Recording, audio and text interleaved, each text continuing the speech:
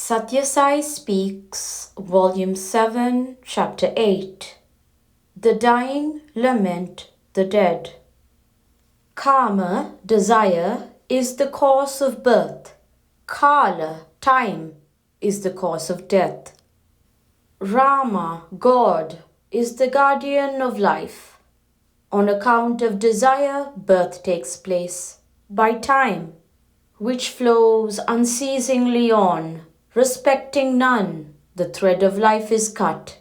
Through the constant chanting of the name of God, life is made worthwhile. Life is a battle. The battle is fought until victory. The goal of victory is the crown of Atma, the sovereignty of the realm of liberation. That is attained and won by the process laid down in Vedanta. Vedanta is the consummation or the finale of the Vedas.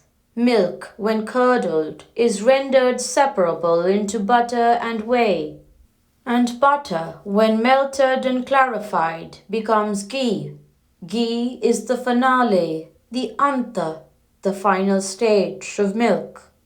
So too, man's final, irrevocable transmutation is liberation. Moksha. When you prepare yourself for victory in this battle with your inner foes and the senses, the Lord gives you the reinforcements you need, for you are proceeding to Him, and He takes 100 paces towards you for every 10 you take towards Him.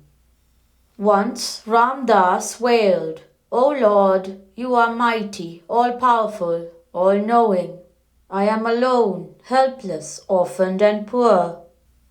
Then the Lord interrupted the self-condemnation and said, "No, how can you name yourself poor, helpless and orphaned? I am with you, in showering my grace. The only orphan in the universe is myself, for I have no guardian, no means of support, nobody to fall back on. I am the anatha, orphan, all else are sanatha, with Lord. For I am the anatha, Lord. Carry the atmosphere of the Nilayam to your own home. So, do not call yourself a Dina, weak person. How can you be a Dina when you are endowed with Dhi? Dhi indicates intelligence, discrimination. With this Dhi as support, start your sadhana without wasting precious time in wails. This is the highest duty you owe to yourselves. The sadhana can be to realize God as formless, nirguna, or with form, saguna. When one walks, the right foot and left foot are both necessary. You cannot hop long on one foot.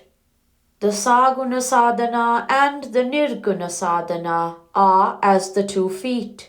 When the pilgrimage is over and the shrine has to be entered, place the right foot forward. The right foot is towards the nirguna sadhana, the formless aspect of God. You have spent the entire night in the recital of the name, but do not be content. Make it your daily sustenance. Do not imagine this to be like some place of pilgrimage you have visited, where you do not learn any lesson to be treasured in the heart. There you are in a picnic mood or in a tourist mood, seeing sights and collecting curios. But here you are silently immersed in the ecstasy of the divine presence. Carry this atmosphere to your own village and home and cleanse those places with holy thoughts and deeds. Make this Shivaratri and Akhanda Shivaratri a continuous festival of Shiva contemplation, an inspiration for making life itself an unbroken adoration of Shiva. Sarvada Sarvakaleshu Sarvatra Harichintanam. It is said, Everywhere, at all times, under all circumstances, contemplate on Hari, God. Avoid even little misdemeanors. When once Brahma asked the sage Narada what was the most amazing thing he noticed on earth, Narada replied, "The most amazing thing I saw was this: the dying are weeping over the dead. Those who are themselves nearing death every moment are weeping over those who have died, as if their weeping has any effect, either to revive the dead or prevent their own death." Brahma asked him to tell another. Narada said, "Another amazing thing is, everyone fears the consequence of papa, sin, but goes on sinning nevertheless. Everyone craves for the consequence of punya, meritorious acts, but everyone is reluctant to do any meritorious act. Polite conversation is sweet conversation, they say, but mostly this sweet talk is made up of falsehood and scandal. People often ask, how can we manage to live in society without a dash of falsehood? This is a wrong approach. Truth speaking comes natural to man. It is falsehood that is an artificial skill. Be natural, be yourself. Then you will not descend into falsehood. Avoid even little misdemeanors, for by repetition they warp character and develop into vicious habits. When the wife is given 10 rupees by the husband for shopping, she retains 1 rupee and spends only 9. And she hides the fact from her husband, though the wife may argue that it is not improper, it is a wrong step. Examine your acts, thoughts, and feelings every moment on the touchstone of truth. When karma is in the heart, Rama has no room. With the doors of your hearts closed by the bolt of falsehood, how can you lay the blame on God if He does not illumine it with the rays of grace? Falsehood is prompted by desire, by karma. When karma is in the heart, Rama, God, has no room.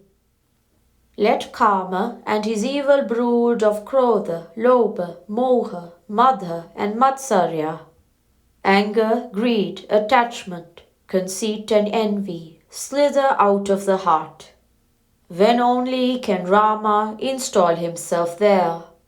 Without this cleansing operation, it is sheer waste of breath to shout Ram, Ram, Ram, swaying and shaking the body.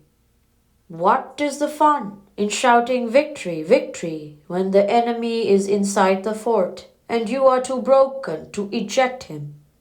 Sow in the field of your heart the seeds of good thoughts, charged with humility, irrigate it with the waters of love. Protect the growing crop with the pesticide called courage. Feed the crop with the fertilizer, concentration. Then the bhakti, devotional plants, will yield the harvest of jnana, the eternal wisdom. That you are He, and when that revelation comes, you become He, for you were always He, though you did not know it so far. Prashanti Nilayam, March 10th, 1967. In spiritual matters, faith is the very essence. Doubt shakes the foundations of sadhana and is therefore to be avoided. Have faith in the wisdom of the ancients. Do not pitch your tiny little brain against the intuitions of the saints and their discoveries. Sri Sathya Sai Baba.